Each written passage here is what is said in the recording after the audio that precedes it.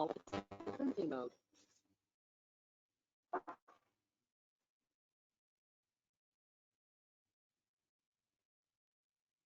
Good afternoon, good morning, good evening, and welcome to the first edition of Swiss FP&A Board, FP&A of the future, adapting to the new normal. My name is Jung. I'm Managing Director of International FP&A Board, and I'm so happy to be here. First of all, just from my team, I would like to double check that everybody can hear me okay, can see me okay, that it's working. So it looks like it's okay. We have a lot of people online. It's truly global webinar. So the majority of people are from Sweden.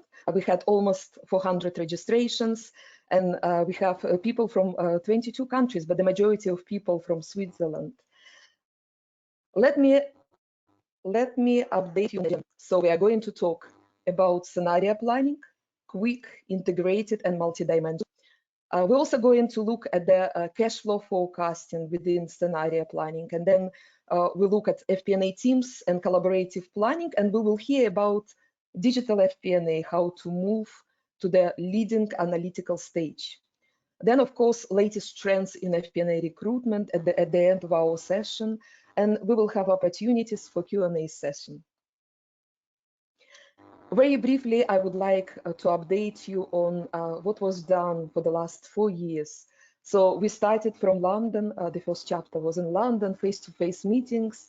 But then very quickly, we moved over the last 3 years, almost 4 years, to 27 cities and 16 countries and 4 continents. In Switzerland, we have 2 chapters, one in Zurich, one in Geneva. And I would like to remind you about all of those meetings that we held. We held 11 meetings in Geneva, and we had 10 meetings in Zurich. And obviously, all of those meetings face-to-face for the first time, because of the situation, we have to do this online. But what I want to say that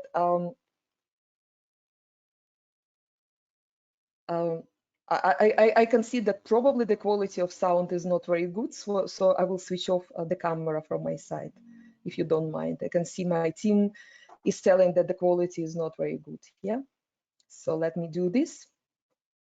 So let me remind you, please. Let me remind you, please, about the subjects very briefly. 10 meetings in Zurich, 11 meetings in Geneva. We discussed a lot of different interesting subjects. And of course, nothing would be possible without our partners and sponsors. Before we start the meeting, I would like to say thank you so much to CCH Tagetik, one of the global software providers for FP&A and also for consolidation, with more than 1,000 customers around the globe. In Switzerland, those include Swarovski, Nissan, Migros, and also one of the leading tobacco companies, and many others.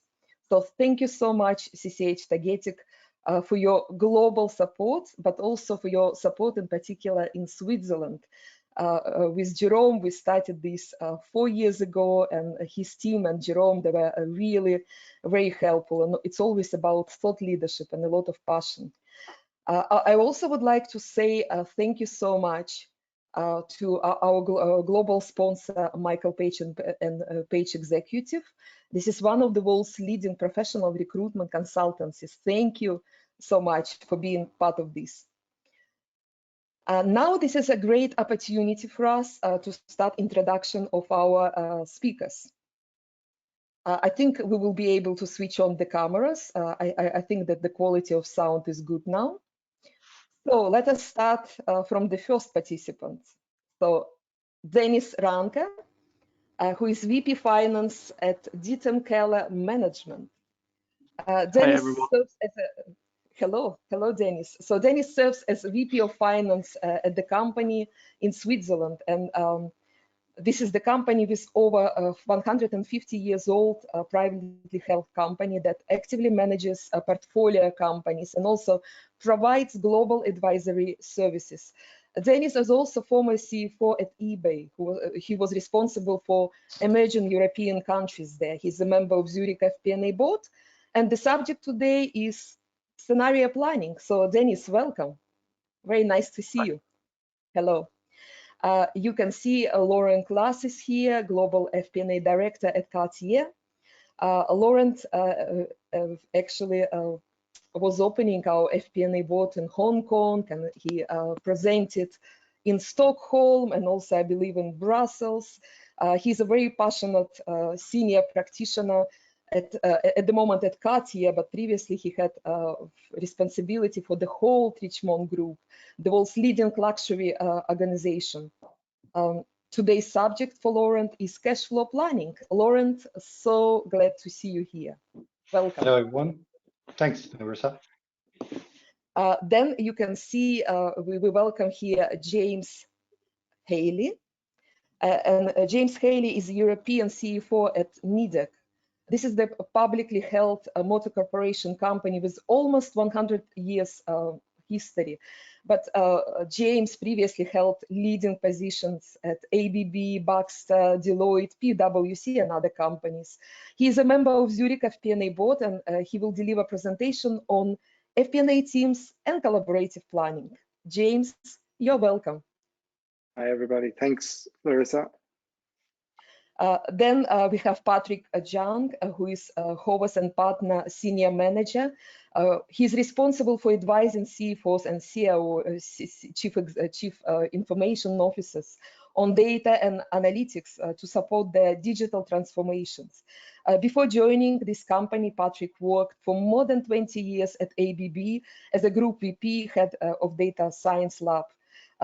Patrick is very passionate about analytical transformations, especially in finance and FP&A, and this is the reason for the subject today, FP&A moving to the leading analytical stage. Patrick, you're welcome. Glad to see you here. Thank you, Larissa. Hello, everyone. Thank you so much. And then finally, we have Anthony Caffon. Geneva FP&A board members obviously know Anthony very well. He's a director at Michael Page Geneva, which is part of Page Group, and this is a leading specializing recruitment firm. And over the last 12 years of experience, Anthony was leading the practice, and also he was delivering a lot of presentations at the meetings. And Anthony, today's subject for you is the latest trends in FP&A new normal recruitment. Anthony, you're welcome. Glad to see you here. Thanks, Larissa, for the invitation, and glad to be here virtually. Thanks. Fantastic. Thank you so much. So let me move on. Housekeeping. So this is the 90 minutes webinar. We will have opportunity to connect with you through 4 polling questions and 1 Q&A session. Please ask your questions via chat box during Q&A session, but also you can do this in advance, and please indicate to whom you would like to direct the question. You can connect directly with our speakers through LinkedIn after this meeting, and please reply to the automatic survey after the webinar is closed. So this is our housekeeping. And of course, those of our FP&A board members are familiar with our model, analytics maturity model. I would like to give this as an introduction. I don't want to go into the details, but just want to say that especially for the new normal, it's so important to be at the leading stage, or at least at the advanced stage. And there are a number of steps that involve, and today we will look at 5 facets of those steps. Those 5 facets of the new normal FP&A that we will cover in today's presentation. So obviously scenario planning, this is an important part of this. In reality, if you have flexible, dynamic, real-time, collaborative, and also multidimensional scenario planning, you're already in a very good place. This is the ultimate goal of analytical transformation. Then we will look at scenario planning for cash flow today. So this is another very important part which is so important for new normal. FP&A teams and collaborative planning. This is the essential part of any new normal analytical transformation. And of course, at the end, we will look at digital FP&A and what does it mean from the point of view of leading analytical stage, predictive, prescriptive, artificial intelligence, machine learning, and all of this. And of course, people They are a very important part of this. So this is our plan for today. And the first facet of the new normal FP&A, scenario planning. Let me remind you where it is at our leading stage. So quick, multidimensional, integrated scenario planning. This is so important for this new normal time. Denis, I know that you are ready. This team of panelists worked so collaboratively well, and really looking forward to hear from you. So Denis, the microphone and the camera are yours. So please, we are starting. You're welcome. Thanks, Larissa, for the introduction, and hello, everyone. I have the pleasure to share something about our experience with scenario planning in this situation of COVID or VUCA. I think Corona and VUCA are the most frequently used words in the past 6 months, I guess, for you. And speaking personally about me, in the past 6 months, I have probably seen or checked more financial scenarios than in my entire career before, because that whole world of financial planning or managing a company has changed so much. As Larissa said, we don't have one company, we have 1.5 dozens of operational businesses, and we had to learn that from one day to the next, scenario planning is no longer an extension of the past. So the reality has changed. Businesses have come to a standstill when, for instance, in the area of travel, from 100 to 0 revenue within a few days, or from 100 to 200 in other kinds of businesses that are selling consumer products online. So all of these drivers of the past few months have required us to create many scenarios in all types of industries that you can think of. I give an example: travel I mentioned, consumer products I mentioned. We also have an industrial company that produces cleaning machineries, and all of a sudden cleaning machineries have come to a standstill with regards to new orders coming in, but the cleaning liquids, especially everything related to disinfection or sanitizers, has gone through the roof. So there we were for periods of time acquiring everything that was available in the market here in Switzerland because demand from our customers was so high. So this is just an introduction, and now I tell you how we approached the different ways of scenario planning. Next page, Larissa.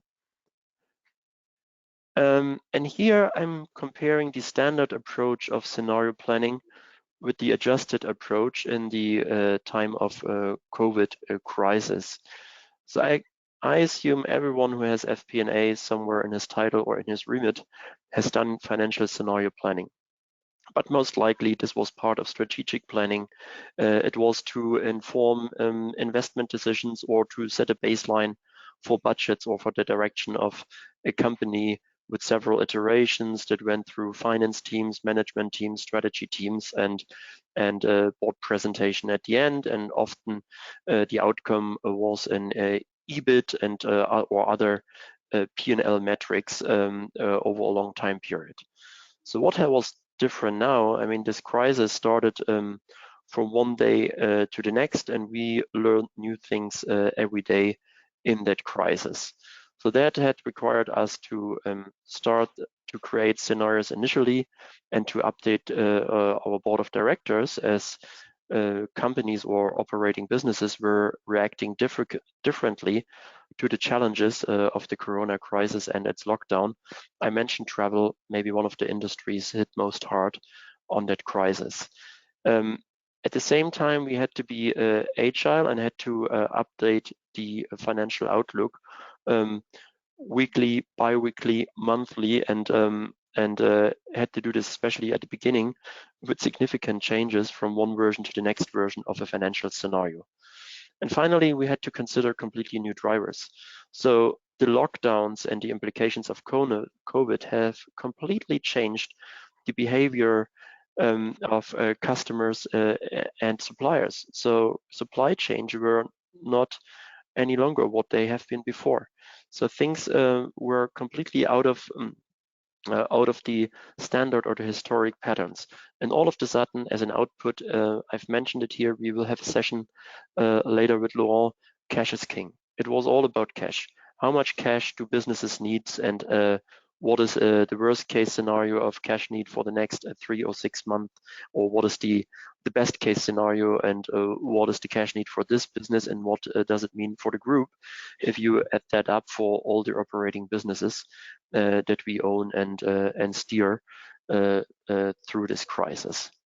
So this was an interesting learning for everyone involved, and it lets us also to conclude something on the importance of scenario planning. Next page, Larissa. So I mentioned that already. Supply chains have changed. Drivers of P&Ls and financial scenarios have changed significantly as they were disrupted, came to a standstill, or went through the roof. I give you another example. We have a business that sells to end consumers, so an online retailer, and their CFO was telling me sometime this summer, so it's now since 3 months already like peak season that we have normally before Christmas. So that means scenarios go to the bottom when you have to manage the cash need and have to bring the cash burn rate to the minimum, but it can also mean that you have to enable businesses to grow faster than you had in your most positive expectations before that crisis. And also on the business, together with the business leaders, we assess the sensitivities of the new key drivers of the financial scenarios that we have created in a three-statement way. That means we had together look at them at P&L, balance sheet, and cash flow, and assess the impact of drivers for each of these financial dimensions. And finally, on the finance side, it had also required us to work differently with the finance teams in our companies, because cash planning and treasury, so usually that was something that worked in the background because it was all following some legacy patterns, and everyone was familiar with the cash cycle of a business, and we were able to manage that without much attention. Now, all of a sudden, the one who was doing the treasury management was in the focus of every discussion on the finance side, because they had to completely rethink how cash is pooled and how finance facilities can be optimized within a group or in an individual company, with everything that comes into play, like government subsidies, government-backed loans, and so on. And finally, on the capability side, that was interesting, or one of the motivation also for me to join here as a listener first, because we had to start in Excel. So we had to start from 1 week to the next, and started in Excel to build scenarios. Then we optimized it a bit in Excel, passed on best practices in Excel from one company to another company, and we haven't found the optimal solution as of yet to do this system-based and with a kind of a system like Analplan or CCH Tagetik to build these scenarios and manage it now even long-term, because we know that the crisis will last at least until 2021, and at some point it won't be sustainable to do all of that in Excel following one template. So that was my experience, and I hand over back to Larissa and the first polling question. Denis, hi, thank you so much for your presentation. Obviously, the whole FP&A world at the moment is busy with scenarios planning, and this is what I hear from our global community. Before we go to polling question, I would like to ask Laurent to comment on this. I know that you do a lot of scenario plannings at the moment. So what would be your commentary, Laurent? Yeah, thanks, Larissa. Thanks, Denis. Yeah, it's the thing that struck me the most, I think, from your presentation was the need to identify new drivers. We're all used to P&L drivers, and we're all used to having a cash flow that sort of manages itself at the bottom of the page. And we've had to identify drivers that really focused more on the cash, like the ramp up of production or looking more at your capex. And I think that's really the new reality. So we sort of always said cash is king, but I feel that now we have to learn to work our P&L from the bottom up instead of the top down. So that's definitely a key learning for us, is identifying those new drivers. So thanks for that. Thank you so much, Laurent. James, would you like to add something to this important cash flow scenario planning session? James, your comment, please. Yes, for us, generally, we had a bigger focus on cash as well, especially on, say, restrictions in CapEx and general management of working capital. So I think it was a good opportunity for us to touch base with our business, really acting as business partners to help to prioritize and visualize this for the business. The business is showing a lot more enthusiasm about this now, given the extreme circumstances and the necessity to improve the situation for the business generally. Some of our business have been challenged more than others, so it really helps to focus the mind on this, and I think we'll make a lot of progress on this even after COVID. So I think it's very useful and a big opportunity to help the business in this extremely challenging time. Thank you. James, thank you so much. Denis, thank you so much. Yes, this is the time now to hear from our audience. We really would like to hear what is happening in your world with scenario planning. So I'm about to launch the polling question. And when you see this polling question on your screens, if you can start voting, and we will have a couple of minutes, a couple of seconds in order to finalize it, and I will share this on the screen. So what is the best description for your scenario planning process? Scenarios are played in real time, scenarios are played in less than 1 day. We can play scenarios, but it's very time consuming, or we are unable to play scenarios. I can see that practically more than 50% of you voted. A few seconds, please continue to vote, please continue to vote. And we're about to close the poll and to share the results. So I'm closing the poll. I'm sharing the results with everyone. And you can see that 10% scenarios are played in real time. Absolutely amazing. This is what is needed for the new normal. 21% scenarios are played in less than 1 day. A majority of you, 64%, can play scenarios, but it's very time consuming. And 5% were unable to play scenarios. Denis, I would like to ask you to comment on this. So what do you think about this? Resonates a lot, but for us it was kind of a journey. It was time consuming at the beginning, and then we, as mentioned, we reused best practice and template and became much quicker then, and started again in the time consuming area, but then we came into the area in which we were able to turn it around in less than 1 day for a new scenario. On the finance side, full alignment takes of course longer. And this is the timing to hide the results and for us to go to the next session. Obviously, to play scenarios now, not only from the point of view of your profit and loss account, but a lot of things happening because cash flow is so important. The second facet of New Normal FP&A, it's cash flow planning. And let me remind you that the second presentation will be delivered by Laurent Claes, who is Global FP&A Director at Cartier. Laurent, the microphone and the camera are yours. We are looking forward. Thank you, Larissa. Good evening, everyone. Hello. So I'm going to follow up a bit on what Denis presented. So I'm not going to go through the importance of cash flow forecasting or cash is king, because that Denis did really well.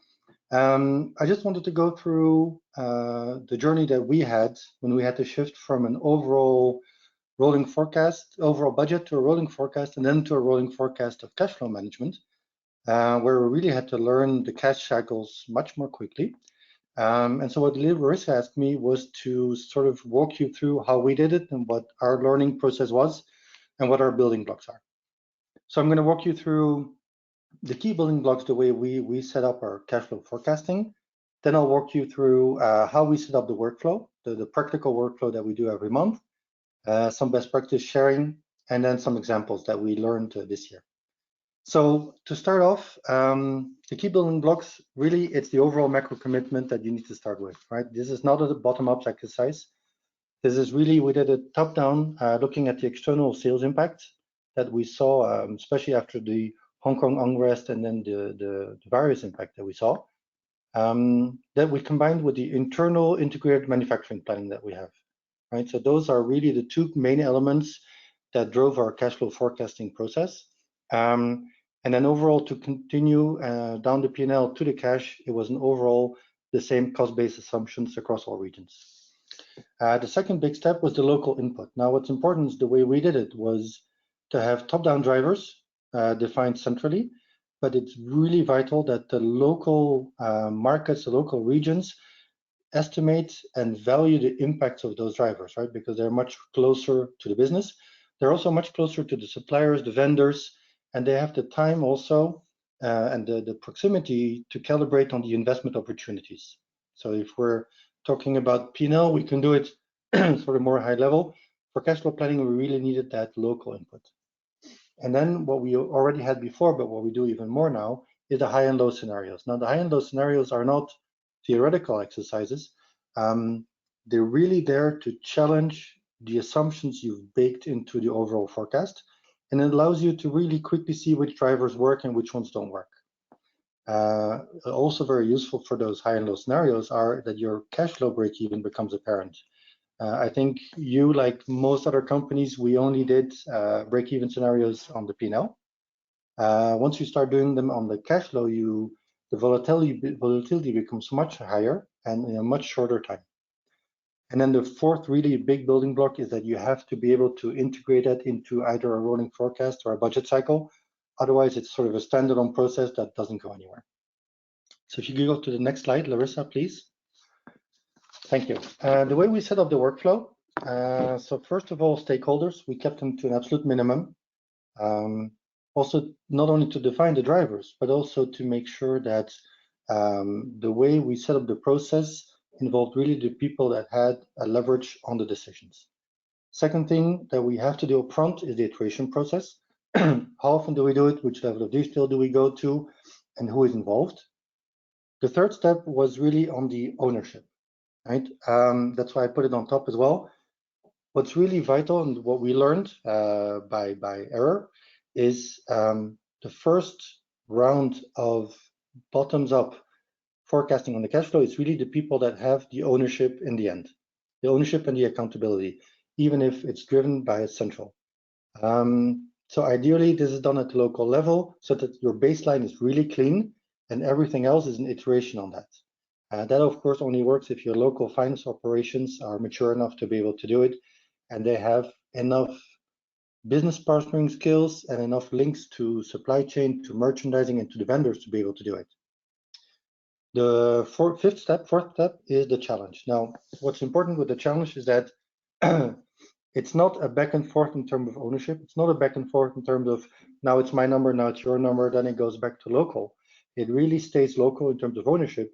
But as the central, we have more information, for example, on the Chinese tourist flows, or we have more information on how transfer prices are changing, or how gold prices is changing. This is really how we can challenge the local markets when they do their cash flow forecasting, and we're able to roll it up in a consistent manner so that we have a harmonious overall cash flow forecast.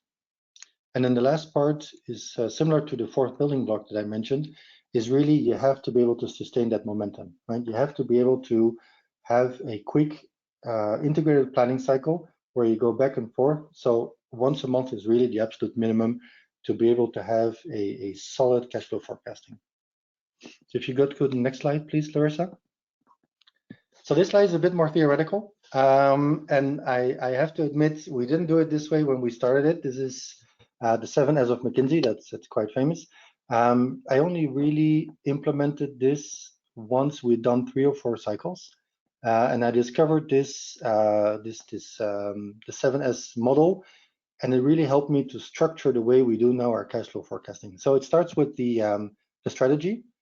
And why are we actually doing a cash flow forecasting, right? And it's kind of like your mission statement. For us, it's really to gain insight on not only the cash flow overall, but on your monthly phasing, and to be able to really optimize your manufacturing ramp up, right? As we're slowly getting out of the COVID situation. It also allows for local ownership, to allow for reactivity on all the investments that we're seeing, and centrally for the product launches. In terms of structure, the way we did it is to integrate within our rolling forecast, and having local teams doing input while allowing for brand level adjustments. In terms of style, there also you can choose. You can choose to be directive, you can choose to be centralized, you can choose to be really localized. We decided to do participative, meaning that the cash flow forecasting by region is shared between local and region. They do a part, notably on the trade debtors and some part of the creditors and the capex, and central we do the rest, right? At contributive margins for the stock, for example, and that works quite well. And that way we can have a solid cash flow forecasting done centrally for global, while having just the right level of input and the right level of drivers calculated by the local teams. In terms of staff, there though, we saw that there was a clear gap in competencies on cash flow forecasting. I mean, I'm part of a big group. Cash flow, treasury, tax, all that are centralized functions.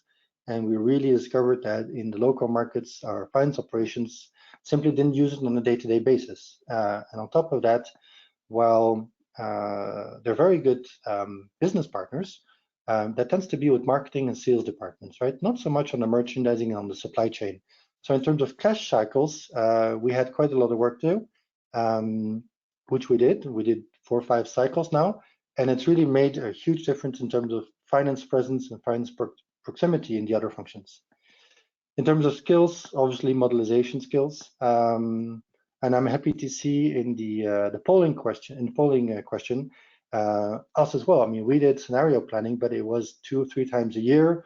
And we took our time, you know, because we involved a lot of the functions. Now the modelization skills are much quicker, and we're able to proactively propose cash flow impacts to the functions and see how they react. And then the third is the systems, which is fully in Excel today. It allows us to create our model, but clearly that's not a sustainable business model going forward. Next slide, Larissa, please. Thank you. I wanted to walk you through a couple of examples just that we saw in the last 12, 18 months and the different kind of models that we tried to finally get to our integrated planning cycle. So first of all is the bottoms up. So we had the Hong Kong protests in August last year. We did a bottoms up, very detailed forecasting on a monthly basis. It went very quick. It was very detailed. It was which boutique is open, which boutique isn't open in Hong Kong, Macau. It was very accurate. However, it was much too volatile to do a real cash flow forecasting, right? We didn't have any overflow in the sense that we didn't know where the Chinese tourists would be. One day they were in Hong Kong, then they went to Macau, then they went to Korea as the protests sort of evolved. So very accurate, very quick, but not a global model. Then later on the year, towards October, November, the gold price started increasing, which we did then top down.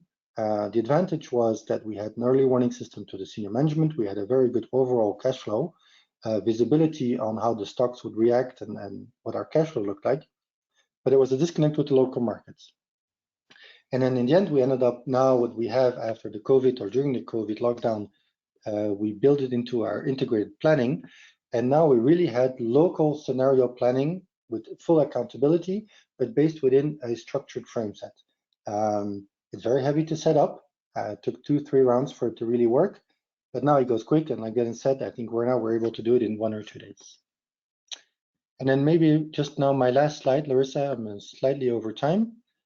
Just a couple of takeaways. First on the model. So it's a top-down driver-based model combined with local Excel cash flow elements. But it allows the organization really to transition from a P&L to a cash flow rolling forecast. Speed is vital. It only works with a quick back and forth once the real good local groundwork is done. And then the third, in terms of improvement, Excel is a great prototype. It works really well, but it's not sustainable, right? And it's not sustainable to really work with it on the long term. So long term, you really need a driver-based planning system. Voilà, that's it for me. Thank you very much. I'm happy to get some feedback from the other panelists if you have a moment. Thanks. Laurent, thank you so much for your presentation. Thank you for sharing your interesting experience. I would like to ask Denis to comment on this. So what would you add, Denis, from the point of view of cash flow forecasting? I mean, I fully agree to what Laurent said. Often we also experienced in businesses where they have a corporate finance function and then in the local markets more commercially focused finance directors. So I mean, we had to help out a lot on cash management and looking at the different scenarios and also getting buy-in for the scenarios from the management. So that also, it was not just a technical aspect, it also uncovered a bit the ways of working in areas that are normally not top of mind. Thank you so much for your commentary. Thank you, Laurent, for your presentation. From my side, I would like also to share the observation about importance of cash flow planning. So it's important to have not only driver-based planning model, but so-called three-way driver-based planning model. So to connect balance sheet and cash flow and profit and loss account. We all in finance know that scenario planning only for profitability's sake, it's not enough. So this is the timing for us to start to build those connected models and to implement them through the systems. And of course, the drivers are incredibly important. This is the time for polling question. We would like to ask you about your cash flow forecasting process. I'm about to launch the poll and you will see this on your screens, and I would like to ask you to start voting. You can choose one of those options. Please, can you start voting right now? Have you recently adjusted your cash flow forecasting process to the new normal? And the answers are yes, it works well. Yes, but it's still work in progress. No, no need to update because our process always been great. So please, if you can continue voting. I can see that more than 60% of you voted. Just a few seconds. I'm about to close the panel and I'm about to share the results with you. So I'm sharing the results. I'm sharing the results. And Laurent, I would like to ask you to comment on this. Any surprises? What do you see here? No surprises. I think the overall majority, like us, we had to change, and it's still work in progress. There's no way around it. Either you don't have the right system in place, or you're still discovering what those new drivers are that work really well in the new normal. And plus, we have to not forget, I mean, we're not in the new normal just yet. At least we're not in my business. It's still quite up and downs. And since we don't have a clear visibility on what the next 6 to 9 months look like, we're sort of still playing ad hoc. So no, I'm not surprised, and but I'm glad that for most people it worked fairly well. Thanks. Thank you so much for your commentary. It's a journey for many of us. Yeah, I'm hiding the results, and this is the timing to look at the third facet of FP&A teams and collaborative planning. So it's FP&A teams and collaborative planning, and let me show you where we are at the moment. So leading analytical stage of maturity model, it's all about real-time collaboration, and it's all about FP&A business partnering, which includes internal finance teams, but also external business teams, the whole business. James Halley, VP Finance and European CFO at Nidec. So you're welcome. The microphone is yours. Hi, thank you, Larissa. We can go ahead. Yes, so I think for most businesses and a lot of different people, this has been a very interesting period that we're going through. Obviously very disruptive and lots of new challenges for businesses, but also I think FP&A teams in general. It depends on the team and also the different levels at which the teams are as well. We've been, and personally, we've been very adversely affected by COVID in some of our markets, and it's been quite a bit of a challenge then to start up the process during the initial COVID episode. Things are starting to get back to normal, but I think some of the adaptations that we've made during COVID have helped us now to do things a little bit better, but also for the future that we can really improve our processes down the line. So things are, while things are bad, I think there's always an opportunity to be had from such a challenge as well. So we're really taking the route of integrating and using the different aspects of the team to work better as a team, but also remotely, and using the collaborative tools that we have available, different conferencing solutions, SharePoints, technology in general. Next. So while the business is in a challenging position, they really rely on us more and more now as well. One of the major challenges we faced is that not only have certain people, they have to work from home, say people are working at the kitchen table, maybe some children running around, dogs barking in the background. So it's a very challenging environment for a while. And now people potentially, not in all countries, have started to go back to the office, and maybe we're still working part-time as well. So not just from a, say, a healthcare perspective, but also from a cost-saving perspective, we've had to be able to leverage the government subsidies that are available. And so therefore, we don't have the full team all the time. So what does that mean? We have to not only manage people remotely, but also you have to really manage the different team availability during the week as well.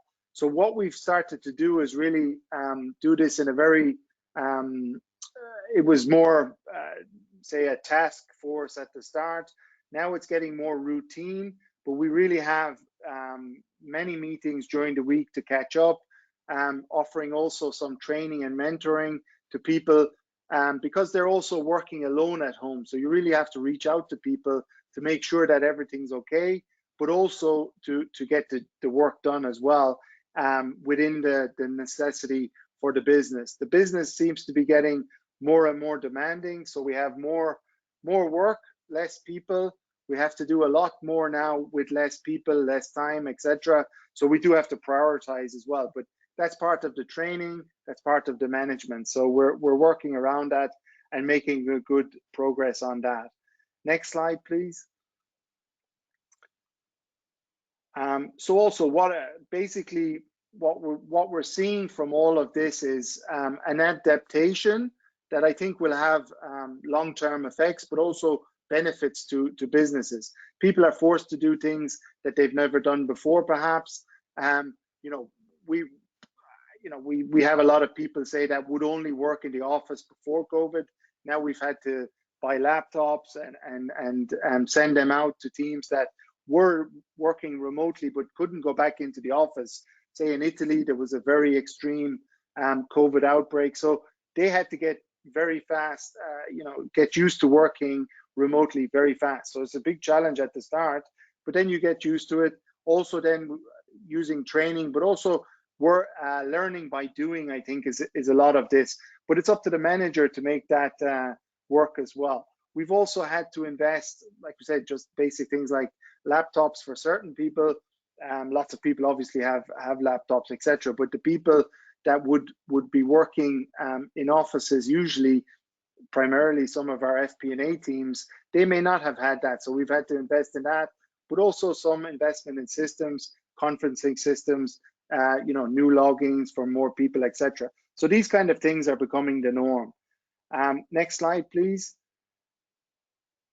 And what we've done as well is really try to put some normality around this organization, working with virtual offices, doing regular meetings, and really forcing people to do it properly.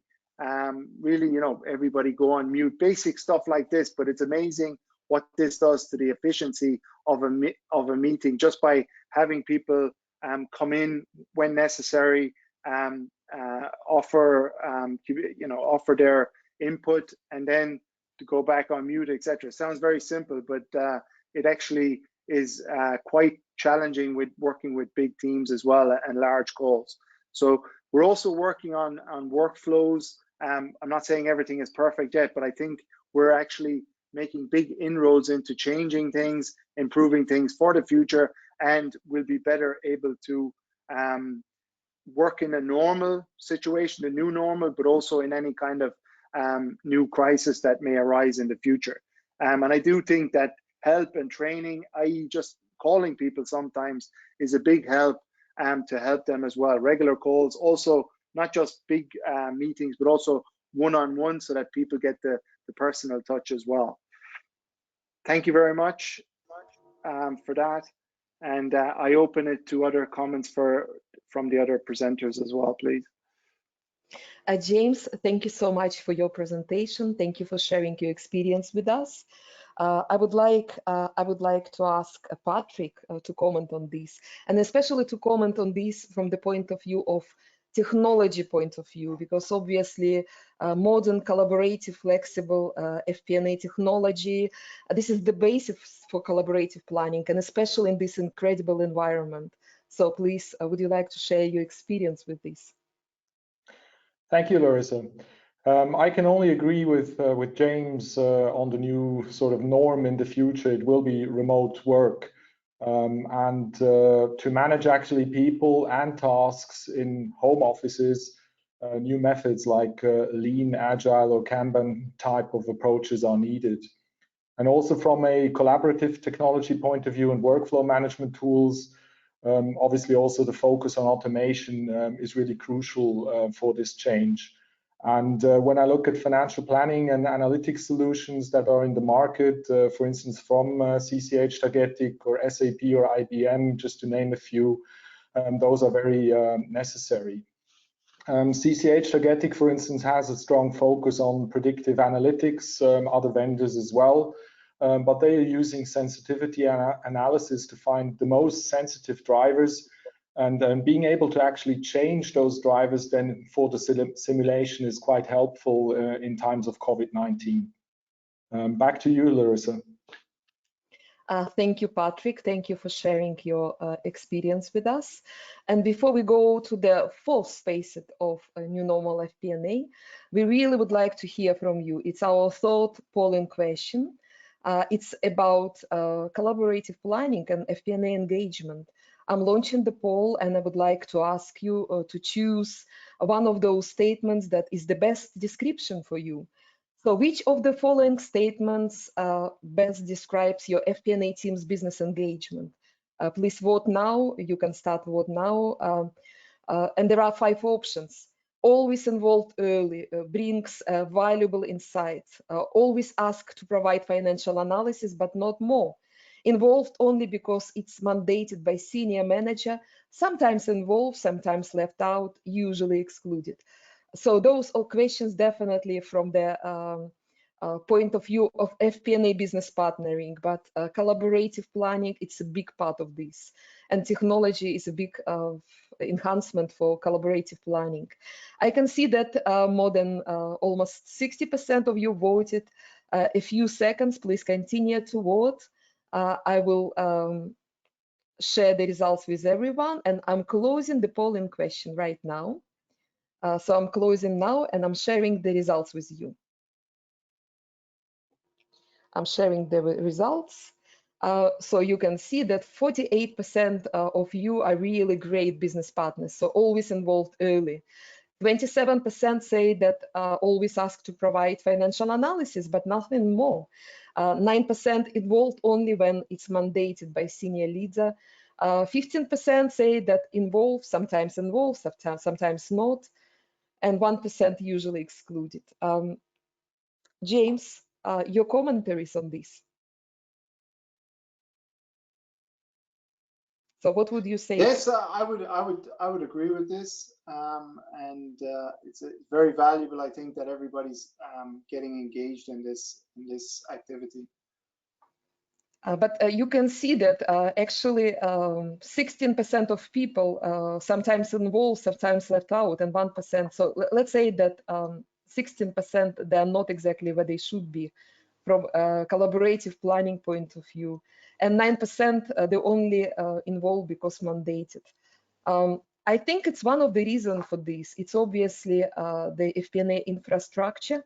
I would say that we are very busy people. We are the first to come to the office, the last to leave. The infrastructure, if it's Excel, if it's some of the systems that are not flexible, it really creates a lot of problems. So this is my commentary on this. But it's wonderful that practically half of you always involved early. Thank you for your votes. I'm hiding the results. And this is the timing to look at the next facet. So it would be our fourth facet of new normal FP&A, 4 from 5. It's digital FP&A. It's all about self-service, flexible, real-time, collaborative planning, and of course, predictive, prescriptive, and so on so far. A quick reminder, when you look at the leading stage of analytical maturity model, it's all about automation, predictive and prescriptive analytics, and digital on-demand planning, of course, involving both artificial intelligence and human intelligence. Patrick Jung, Senior Manager at Horváth & Partners, the microphone is yours. You're welcome. Thank you, Larissa. Hello, everyone. So for the next few minutes, I will be talking about how a leading analytical stage can be achieved. And when talking about analytics, there are 5 maturity levels, and with the 5th level being the absolute supreme discipline. The maturity levels focus on answering different questions. Most companies operate in the field of descriptive and diagnostic analytics. So the focus is here really on understanding the past. And data science, for instance, focuses or takes place in the area of advanced analytics. And here the focus is really on the future and on gaining knowledge. So when you go through these different maturity levels, you move to an information and knowledge-driven organization. Next slide, please.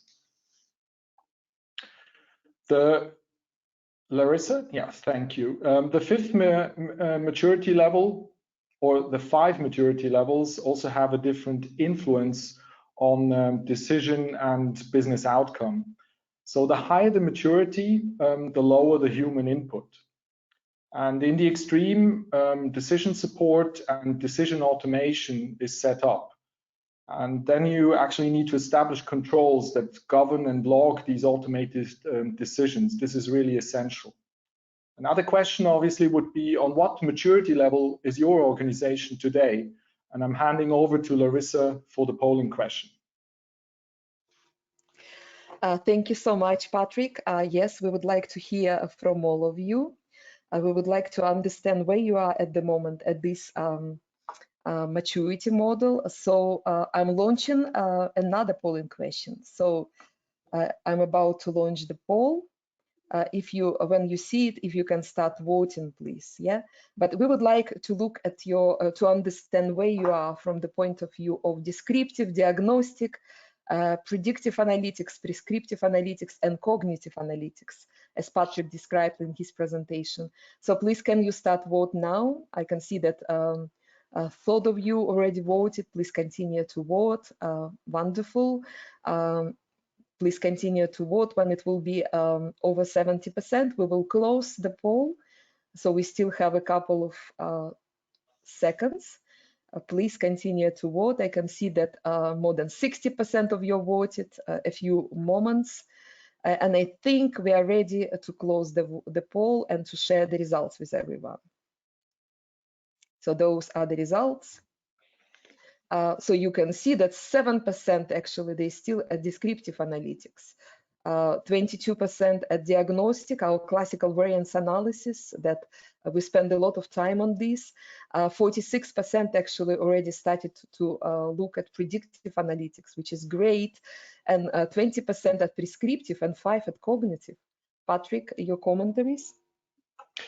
Yeah, actually, it's according also to my expectations, although I'm very much surprised that already 20% are also looking at prescriptive analytics, which is really nice. Going back 1 or 2 years, that number would have been much lower. And I'm really happy to see that 50% are really focusing on predictive analytics already today. Yeah, thank you. Thank you so much. Thank you for your votes. I'm going to hide the results. And I think we should to continue with the presentation. The next slide, yeah? Yes, please. We'll move to the next one.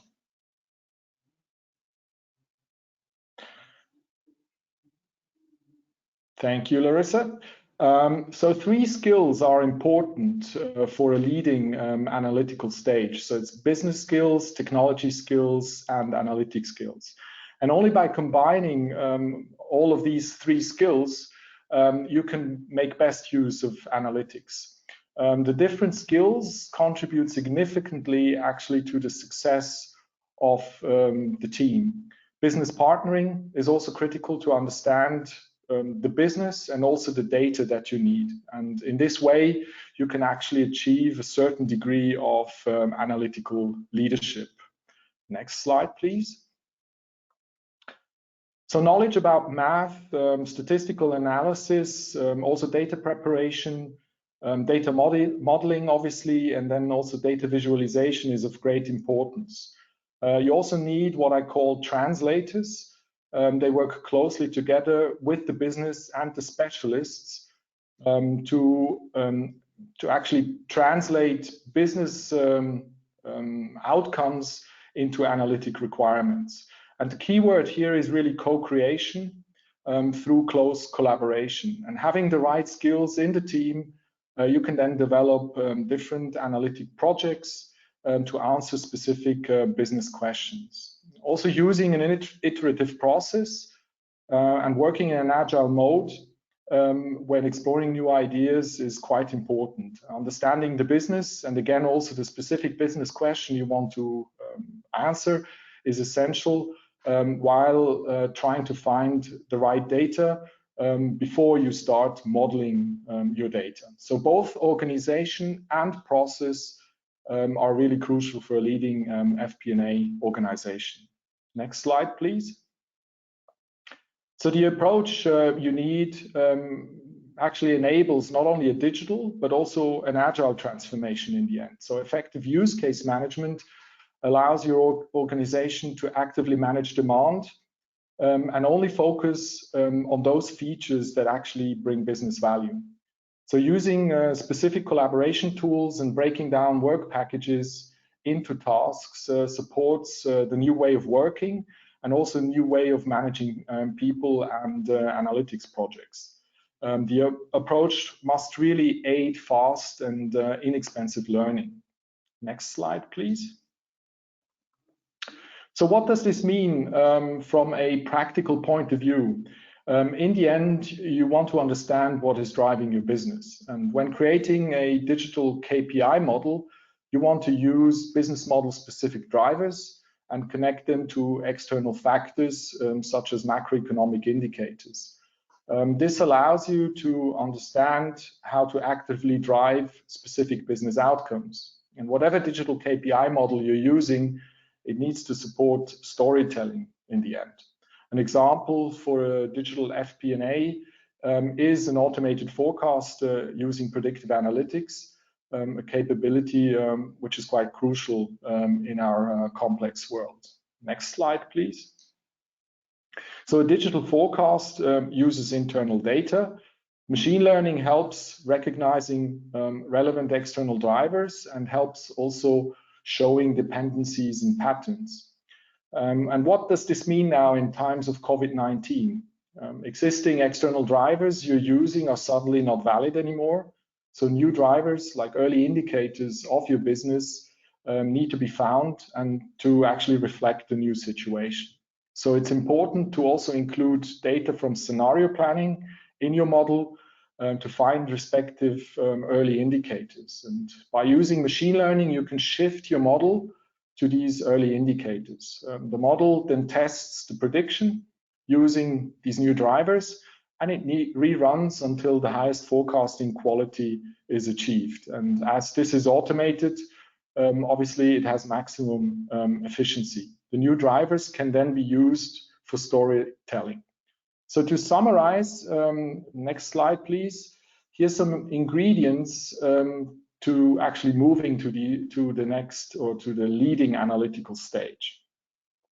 So moving to a leading analytical stage really calls, let me say, sort of for a fundamentally different set of skills than finance. Hybrid capabilities in analytics and also creativity are needed. This means you need to build a talent bench around these new capabilities. The second ingredient is about scaling. You need to start small, go for one topic, focus maybe just on one business unit, and just have about 1 or 2 use cases at the same time, then refine and get it right before ramping up quickly across the organization.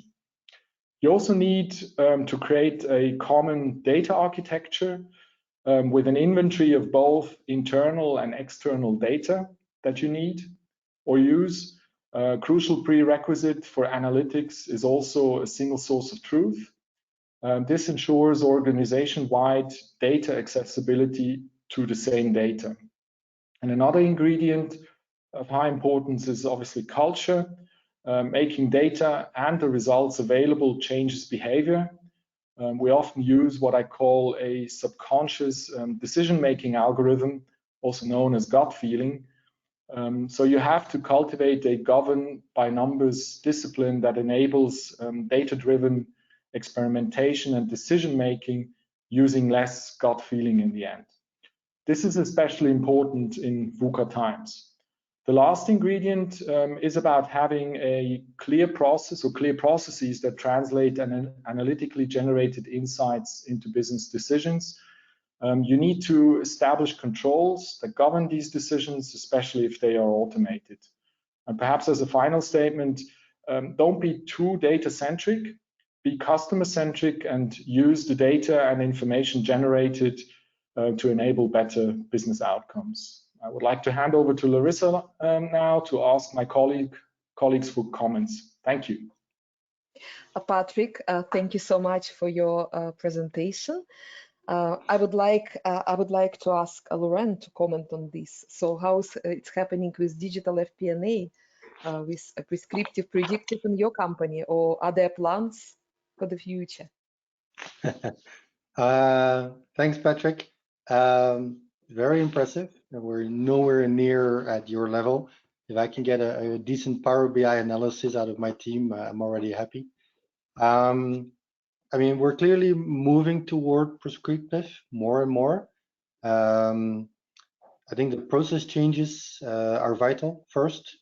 Then getting the teams more in a storytelling mode, more in a mode of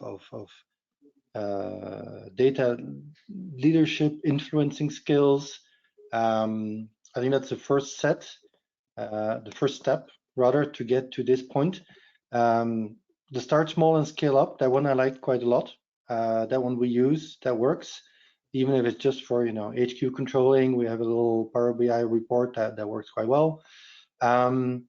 And then I'm just waiting to see if we can get the right systems in place to go further. But very impressive. Thank you. Thank you so much, Laurent. James, would you like to comment from your side? So what is happening in your world with digital predictive prescriptive? James? I think there is a delay there, but what I would like to say to Patrick that in FP&A Trends Group, we just finalized our global survey. And the interest in artificial intelligence, machine learning, predictive, prescriptive is huge. This is the reason why we created our global artificial intelligence machine learning committee. And we are looking at the case studies where finance people, FP&A people in particular, already started to use artificial intelligence and machine learning. And we are about to finalize the research by the end of the year. So there are a lot of movement, a lot of interest. But what is important that human intelligence, it's also very important. So it's all about artificial intelligence and human intelligence working together. But it's important factor for FP&A to release some time that is now spent on non-value adding activity. Fantastic presentation. Thank you, Patrick. And the time to move to the next, to the final presentation now. So we are looking today at 5 facets of the new normal FP&A. And this is the timing to look at FP&A recruitment from the point of view of roles, skills, and what are the latest trends, in particular in Switzerland. So we have Anthony Caffon, Director Michael Page Finance, and Anthony is going to talk about the latest trends in FP&A recruitment for new normal. Anthony, you're welcome. Thank you. Thank you. Well, so I've been asked to provide a few comments on post-COVID trends in FP&A recruitment. So actually, I decided to extract a few things that probably you all read during these last 3-4 months from the usual suspect in the consulting world. Sorry. So 98% of executives, according to PwC, they plan to redesign their organization and to make them fit for tomorrow. 85% of companies expect the technological transformation to keep going, and 48%, according to Gartner, of employees will likely work remotely at least part of the time, while they were only 30% before the pandemic. So nothing new, actually, from my perspective, but things seem that they have been accelerated by these last events. Let's move forward. Not an easy one to extract big trends because it's still recent, but at least from my opinion, we hear more and more the next few things.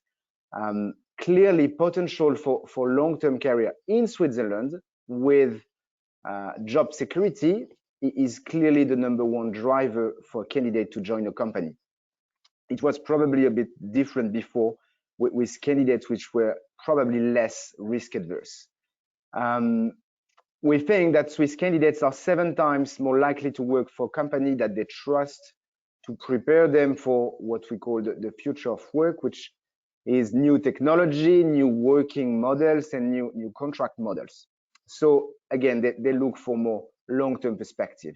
And finally, nothing that's surprising about flexibility in the way people work. This is clearly a question which is discussed with every single candidate during interviews since the last 2 months, let's say. We can move forward.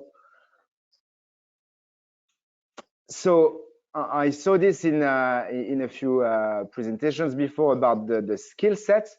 So clearly important from my perspective to upskill or reskill FP&A, most probably upskill first. I took a few items that for me are now more and more, let's say, sought after by companies or managers when they recruit in FP&A. From an hard skills perspective, we speak more about strategic planning and long-term planning rather than weekly forecasts. I learn more and more this 3-way forecast model. And finally, we look more for, let's say, technological skills in programming. VBA is probably like a must for the more junior one, and soon we expect Python to become more and more demanded by our clients.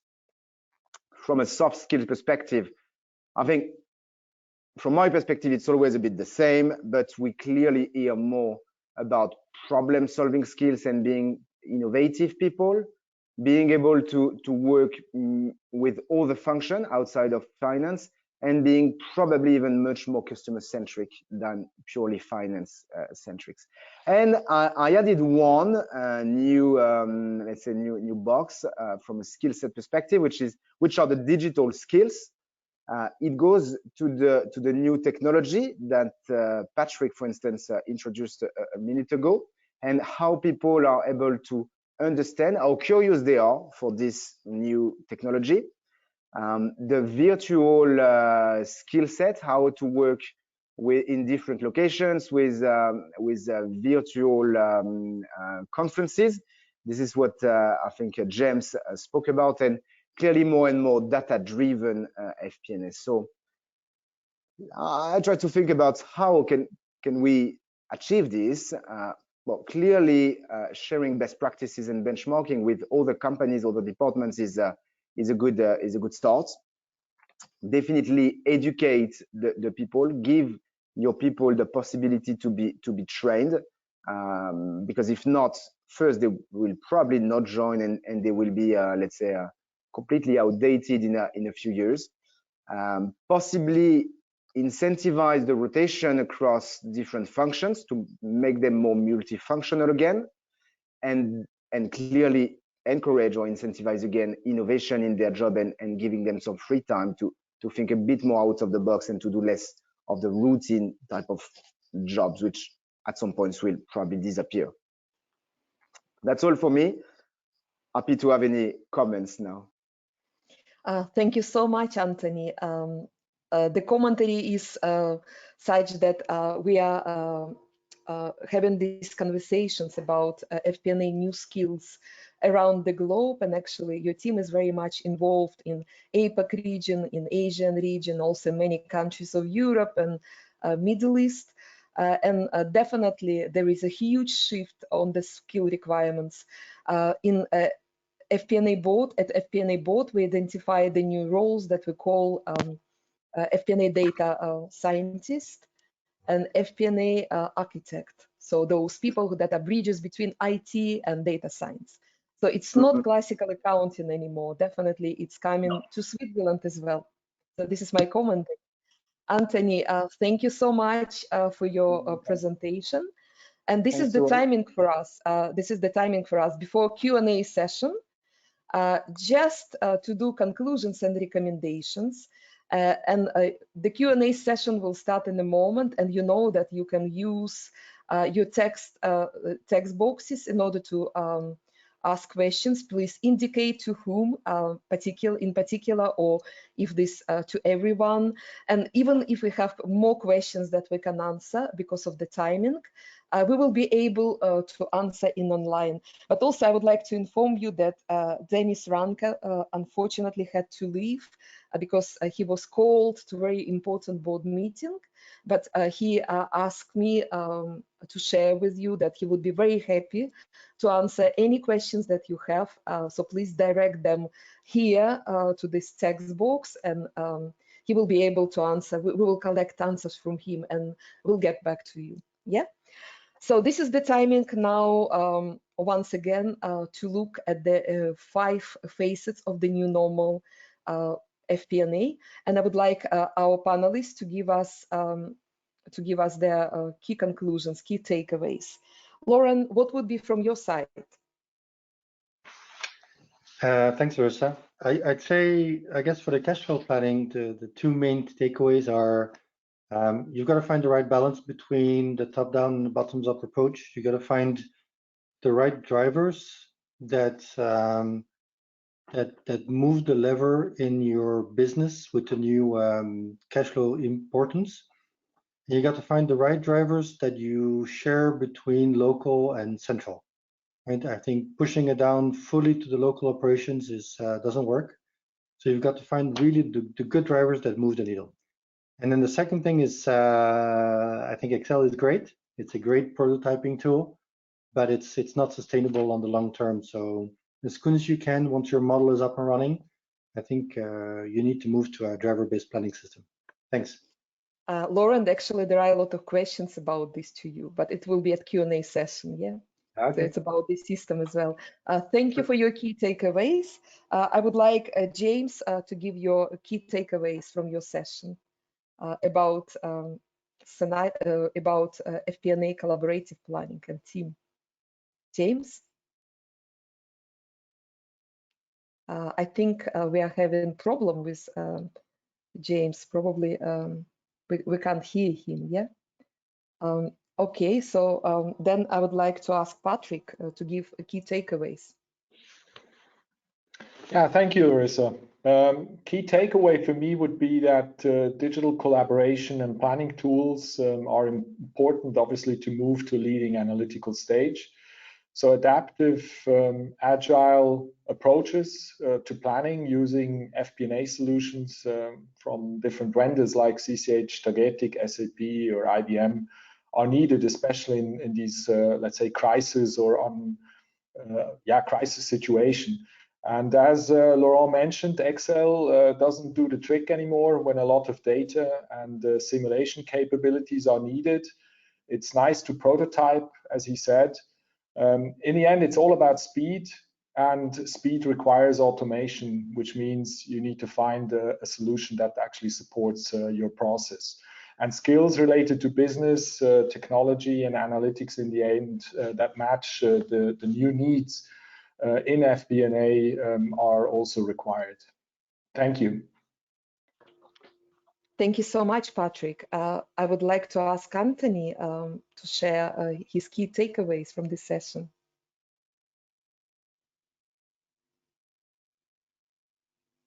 Anthony, are you there? Sorry, I think I'm there. Yes. Yeah. So Q&A session. I'll take the takeaways from my in my job and in my let's say what I know about talents, and definitely for me there's probably a lot to do with the people. It's not only about technology and leadership; it's also about the natural skills of the team members, and therefore I would really encourage any people to keep developing themselves and to keep learning, but also managers and directors to encourage their people to do so in the future. Thank you so much, Anthony. I would like to ask James to comment as well. I know that James is online, but maybe something with the technical side of this. Hi, James. We found you. So your key takeaways from your session, please. Yeah, I think it's been a challenging period. I think we've all learned a lot, and I think there's a lot of opportunities to be had by adapting to these kind of situations. So I think, you know, generally we've come through it pretty well, I think, in terms of our teams. They're working better. So, you know, I obviously it's a very, very challenging period, but I really think everybody has learned a lot, and we can all learn from this experience. So it's I think it's also about investment as well. I think businesses are probably more willing to invest in technology now. They see the deficits that are there. So really long term, I think we'll all see the benefits of that. You know, typically it's usually a very difficult situation, asking for money in a very a challenging period, but I think we can make the most out of it now and make the proper arguments on that. James, thank you so much for your commentary. Thank you. From my side, I would like just to remind you that obviously the ultimate goal for us to have a scenario planning tool, the scenario planning tool that will facilitate the decision-making process. And it's all about quick, flexible, and dynamic, practically in real time, also integrated and multidimensional. And we discussed the ways how you can do this. And obviously a maturity model, this is one of those tools that can really help you to evaluate where you are at the analytical maturity ladder. This is the timing for Q&A. I can see that a lot of questions are coming. Please use your text box to address the participants. I already mentioned that Denis is not here. but he will be able to answer when in offline regime, so you can direct questions to him. So we are starting. Please note that obviously we have only around 8 minutes left. If we are not able to answer your question, don't worry. We will do this in online regime, in offline regime. Okay, so Laurent, the first question to you. All right. So did you feel that you had the right competencies in your team to manage cash flow and working capital? The experience of our participant is that FP&A profiles are too P&L focused and usually not so good with cash flow and balance sheet. So what is your experience? In general, I agree. Yeah, we're much more P&L focused than cash flow focused. Now, I was lucky that we started a couple of years ago already on detailed cash flow forecasting, but we did it 2 or 3 times a year only, and then for the budget. So yes, we had the skills. We just didn't have the skills to do it quickly and to do it on a monthly basis, and especially we didn't have the skills to do it to do a monthly phasing of the cash flow. Right, it was always a full year outlook. So a bit of both, but yes, the technical skills we already had. And that takes a while to build. I mean, our cash flow template probably took a good 12 to 18 months before we got it perfect. Thanks. Thank you so much, Laurent. I would like to ask James to answer the next question. So how can you evaluate the agility and capability in terms of people, and especially in FP&A teams? But also in terms of business teams as well, because most of the time, a lot of drivers could be confused for managers and during the top-down communication. So the question is, how we can do this in terms of communications, how we can communicate with all of those teams in our company and to have this agile and the new world capabilities. James, what you can answer?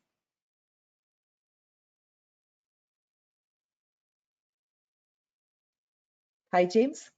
There is a delay, so I would like to ask Patrick to answer this. Well, there are different tools that you can actually use from a collaboration point of view, where, in the end, you can collaborate digitally. And I think, not having these tools will be quite difficult in a situation where, let's say, we're not in normal office hours, but working from home. So collaboration and tools that support your, from a workflow perspective, wherever you are located, that is definitely helpful. And there are lots of different vendors that provide specific tools that can support, in the end, FP&A organizations. But it also means that from the way of working and the way you manage and organize yourself as a team, it will be quite different, and it has an effect, obviously, on also, or it has a cultural aspect that you need to consider. Because your work will be quite different going forward, the way you interact and the way you collaborate. Patrick, thank you for your answer. There are a lot of questions about the tools, that flexible tools that could be used. I always say that our meeting is, I always remind our meeting is vendor agnostic. But what is your experience in terms of flexible tools? Patrick and Laurent, can you answer the question? Flexible tools in the sense, obviously, from an FP&A perspective, there are quite a few that are out there, or vendors that are out there that have specific tools that can be implemented. What I see is not so easy to have let's say, or to implement a tool just off the shelf. It obviously needs to be customized to your setup, to your organization, to your needs. I've tried a few tools from different vendors on the more, let's say, predictive analytics side, where machine learning is used. And some of these tools work quite well out of the box. But again, it needs tuning, and you need to adapt it to your environment. Yeah, that would be my comment from my side. Yeah. And then but from our side, we do have some AI tools in the manufacturing, the supply chain processes to do reassortments. But in terms of let's say business partnering FP&A, no, we're fully Excel based, and we do have a financial system obviously to do our budgets. But in terms of scenario planning, it's still fully Excel based. So it's really the influencing skills, the business partnering skills of the finance teams to be able to get the right data from the functions, and then modelization skills in Excel. It's unfortunately that's what we're using. Thanks.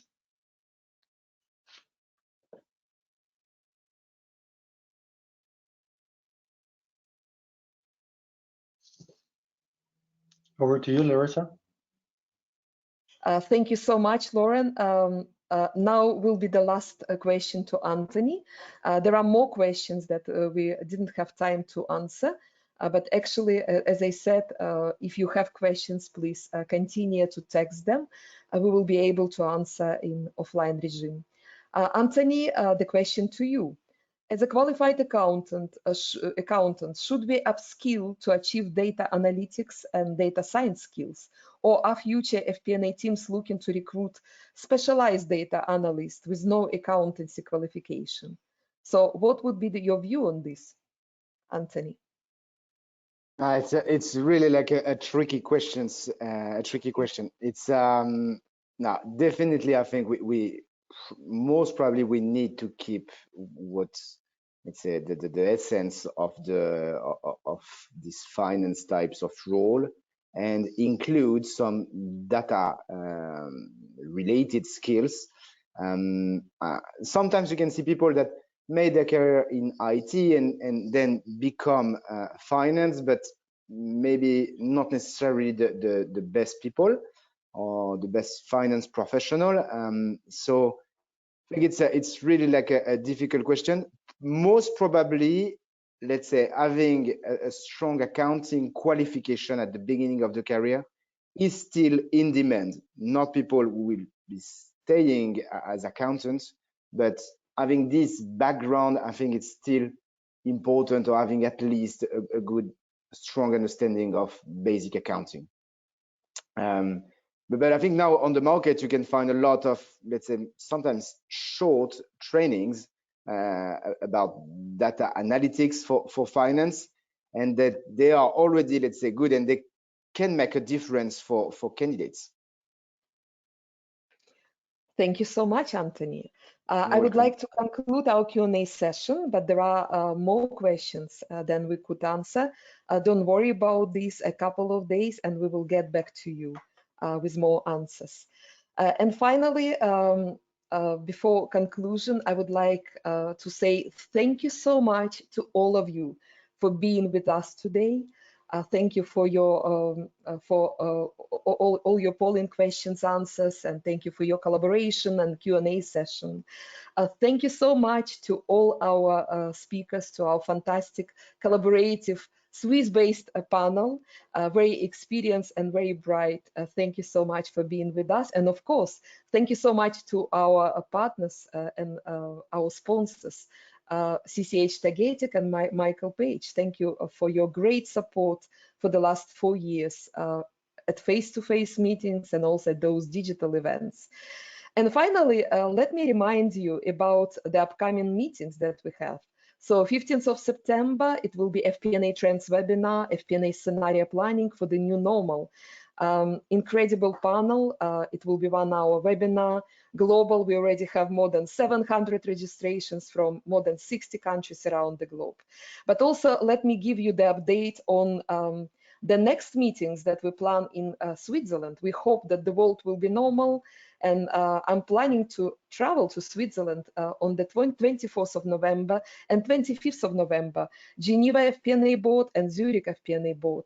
And actually the subject will be from traditional to better or beyond budgeting, a very interesting subject, very handy for this particular timing.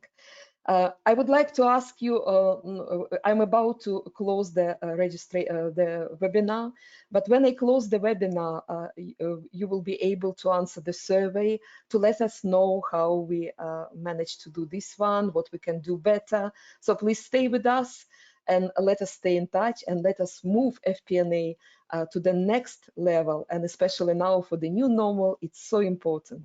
It was such a pleasure to collaborate with all of you. Thank you, everyone, and see you very soon. Bye-bye. Thank you. Bye.